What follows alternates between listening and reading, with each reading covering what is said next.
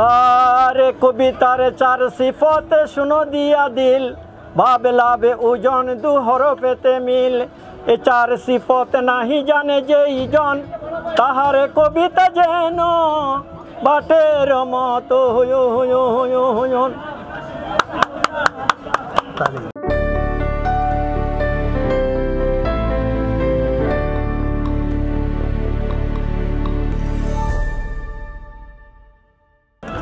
প্রিয় দর্শক, আমাদের সাথে আজকে আছেন বইমেলাতে, অমর একুশে বইমেলা 25-এ আছেন মোহাম্মদ আশরাফুল ইসলাম, ইতিহাস লেখক, গবেষক, প্রাবন্ধিক, অনেক গুণে গুণান্বিত তিনি।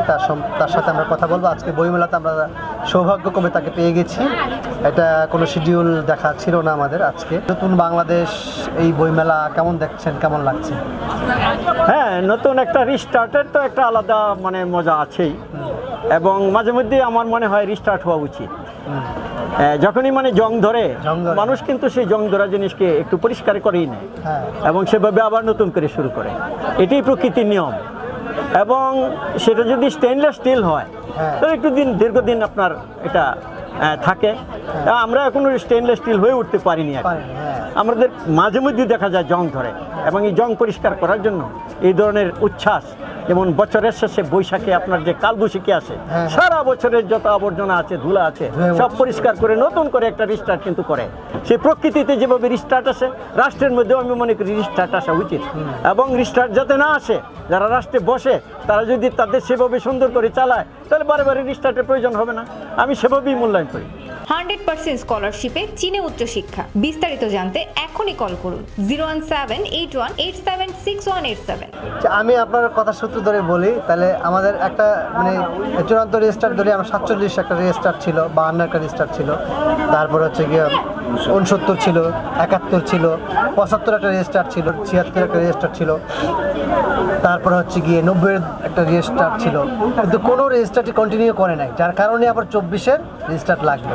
এখন এইটাকে স্থায়িত্ব করার জন্য যে তরুণ সমাজ যেভাবে উদ্যোগ নিয়ে এই রেজিস্টার বা এই সংস্কারের কাজটা করলো, আপনার একজন প্রবীণ লোক হিসাবে, অভিজ্ঞ লোক হিসাবে, বা একজন লেখক হিসাবে, গবেষক হিসাবে আপনি কী উপদেশ দিবেন যে এইটাকে যাতে ধরে রাখা যায়, এইটাকে যাতে আর রেজিস্টার দিতে না হয়? আমি 69 থেকে শুরু করব, কারণ এবারের যে বিষয়টি এটি হলো গণ অভ্যুত্থান। 69-এ গণ অভ্যুত্থান হয়েছিল, এবং সে সময়টায় আমরা মূলত উজ্জীবিত হয়েছিলাম সেই ভাষা আন্দোলনকে কেন্দ্র করে। জাতীয়তাবাদী যে চেতনা আমাদের মধ্যে সৃষ্টি হয়েছিল, সেই চেতনার আলোকে দেশকে গড়ে তোলার জন্য যে দাবি দেওয়া ছিল, সেটা আদায়ের জন্য 69-এ একটা চূড়ান্ত আপনার অভ্যুত্থান হয়। সেই 11 দফার সংগ্রাম। আমি তখন I was a student of class 6, এবং তখন আমরা যে স্লোগানগুলি ছিল যে আইয়ুব মুনায়েম 2 ভাই, এক দড়িতে ফাঁসি চাই, জেলের তালা ভাঙবো, মুজিব ভাইকে আনবো, ছাত্র ঐক্য জিন্দাবাদ জিন্দাবাদ, 11 দফার সংগ্রাম চলছে চলবে, এই ছিল আমাদের স্লোগান। এবং এর মধ্যে যুক্ত হয় আপনার আসাদ ভাইয়ের রক্ত বৃথা যেতে দেব না। এরপরে আরও যুক্ত হয় সার্জেন্ট জহুরুল হকের হত্যার বিচার চাই। যাই হোক, আইয়ুব খান ছিল সেই সময়ের লৌহ মানব, ফিল্ড মার্শাল আইয়ুব খান। সেই লৌহ মানবের পতন হয়েছিল সেই অভ্যুত্থান, এবং সেই পতনের পথ ধরেই কিন্তু 70-এর নির্বাচন এবং 71-এর স্বাধীনতার যুদ্ধ। এখনো যে পতন হলো সেটাও তো অনেকে সেই 70-এর নির্বাচনে যে আমরা সংখ্যাগরিষ্ঠ সিট পাওয়ার পরেও গণতান্ত্রিক প্রক্রিয়া ক্ষমতা হস্তান্তর না করায়, তখন কিন্তু আমরা স্বাধীনতার যুদ্ধে গিয়েছিলাম। এবং এটি কিন্তু আমাদের শিক্ষা, এবং এই শিক্ষাটি এর পরবর্তী সময় দেখা গেছে যখনই স্বৈরাচার এসেছে, যখনই ফ্যাসিস্ট এসেছে, যখনই ভোটাধিকার থেকে মানুষকে বঞ্চিত করেছে, তখনই সেই 69-এর অভ্যুত্থানের রিপিটেশন হয়েছে। এবং সেই রিপিটেশন আমরা দেখি সেই আপনার পরবর্তী সময় এরশাদ সরকারের সময় হয়েছে। সেই রিপিটেশন আপনার 91 যেটি হলো, 90-এর গণ অভ্যুত্থান, সেটার মাধ্যমে হলো। এরপরে আপনার দীর্ঘ সময় একটি আমরা দেখলাম যে এইখানে আবার সেই ফেসিস্ট, আবার সেই স্বৈরাচার, আবার সেই ভোটাধিকার হরণ, আবার সেই রিস্টার্ট। এই রিস্টার্টগুলি কিন্তু এইভাবে আসছে ধারাবাহিকতায়। এবং সেখানে ভোটাধিকার অর্জনের যে আন্দোলন, যে আন্দোলনকে কেন্দ্র করে আমার দেশ স্বাধীন হয়েছে, সেটাকে স্বাধীনতাকে রক্ষা করার জন্য, আমাদের সেই অধিকারকে, ভোটের অধিকারকে রক্ষার জন্য যে ফুঁসে ওঠা, সেই ফুঁসে ওঠা ছিল আমাদের 24-এর গণ অভ্যুত্থান। তো আমি মনে করি, আগেই বলেছি যে এই ধরনের মাঝে মধ্যে ফুঁসে উঠতে হয়। তবে এটাকে স্থায়িত্ব যদি দিতে চান, তাহলে একটা স্টেবল গভর্নমেন্ট, এখানে একটা গণতান্ত্রিক সরকার ব্যবস্থা এখানে থাকবে, জনগণ নির্ধারণ করবে যে কে ক্ষমতায় থাকবে কে থাকবে না। এটা জনগণের শক্তি। সেই শক্তি যখন জনগণ হারিয়ে ফেলে তখন তার বুক ভেঙে যায়, সে দুর্বল হয়ে যায় এবং দুর্বলতা থেকে একসময় সে পিঠে যখন মানে তার দেয়ালে পিঠ থেকে যায় তখন সামনের দিকে সে অগ্রসর হয়েছে, বাঁচবে না মরবে এইসব তার আর মনে থাকে না, এবং এটাই ঘটেছে। 100% স্কলারশিপে চীনে উচ্চশিক্ষা। বিস্তারিত জানতে এখনই কল করুন 01781876187।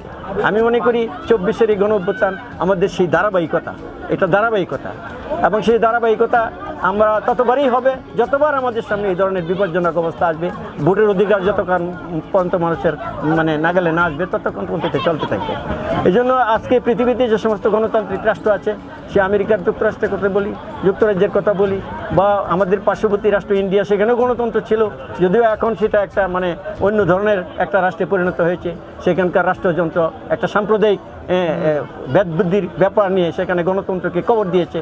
হ্যাঁ, তো আমি বাংলাদেশকে মনে করি একটা গণতান্ত্রিক রাষ্ট্র হিসেবে তখনই গড়ে উঠবে যখন এখানকার মানুষ তাদের ভোটের অধিকার দিতে পারবে, মানুষ ভোটের অধিকারের মাধ্যমে সরকারের পরিবর্তন ঘটাবে। ঠিক ততক্ষণ পর্যন্ত আমাদেরকে অপেক্ষা করতে হবে।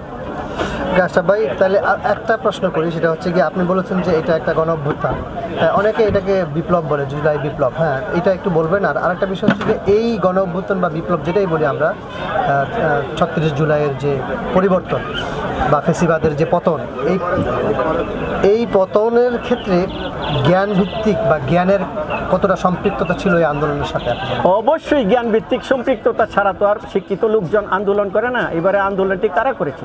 মূলত নেতৃত্ব দিয়েছে ছাত্র জনতা, এবং ছাত্ররাই মূলত নেতৃত্ব দিয়েছে। এরা কোনো দলের ব্যানারে তারা আসেনি, তারা একটা মানে মোবের মতো তারা চলে আসছে। যদিও ওই মোবটির পেছনে তাদের আগে থেকেই বেশ কিছু সিমটম ছিল, ছোট ছোট দাবি দেওয়া দিতে দিতে যখন সেই দাবির প্রেক্ষিতে আচরণগুলি ছিল স্বৈরাচারী ফ্যাসিস্টের আচরণ, তখন এটা আরও শক্তিশালী হয়েছে।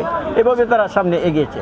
এবং এবারের আন্দোলনটি শিক্ষিত লোকদের আন্দোলন, সেটা বিশ্ববিদ্যালয়ের শিক্ষকদের আন্দোলন ছিল, বেতন ইত্যাদির ব্যাপার ছিল, সেখানে ছাত্রদের আন্দোলন ছিল, বিভিন্ন কোটার আন্দোলন ছিল। এইসব কিন্তু একসময় দানা বাঁধতে পারতে একটা পর্যায়ে এসে এক দফার আন্দোলনে রূপ নেয় যে তুমি নামো, তুমি ক্ষমতা থেকে নামো, তোমাকে আর চাই না। এই যে পর্যায় পর্যন্ত নিয়ে যাওয়া, এটা যারা সেই ক্ষমতায় ছিল তারাই কিন্তু তাদেরকে বাধ্য করেছে। আর যারা আন্দোলনটি করেছে তারা পড়াশোনা করে বুঝে শুনে তাদের জীবন দিতে এমনিতেই তারা উদ্বুদ্ধ হয়নি। হ্যাঁ, যে এইভাবে আমাদের জীবন দিয়ে আমাদের অতীতেও আদায় করতে হয়েছে এবং এখনও আমাদেরকে আদায় করতে হলে জীবন দিয়ে আদায় করতে হবে। তাহলে এই আন্দোলন বা এই ফেসিবাদ মুক্ত হওয়ার যে মুভমেন্ট ছিল, সেটা ভবিষ্যতে যারা ফেসিবাদ হতে চায় তাদের জন্য কি শিক্ষা হতে পারে?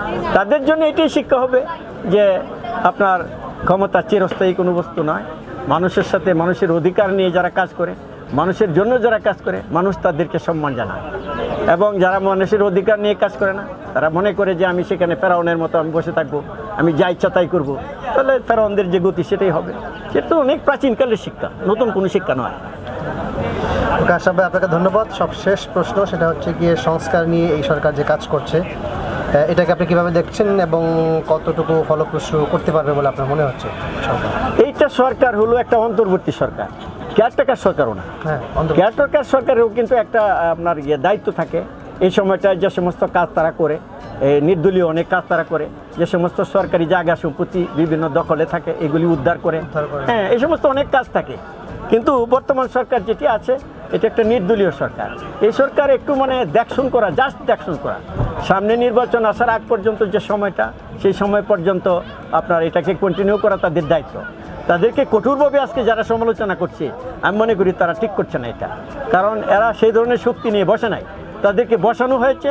এবং তারা একটি মূল দায়িত্ব হলো সামনে আপনার একটা সুন্দর ইলেকশন উপহার দেওয়া এবং এর মাধ্যমে জনগণ যাতে তাদের ভোটাধিকার প্রয়োগ করতে পারে, এটা।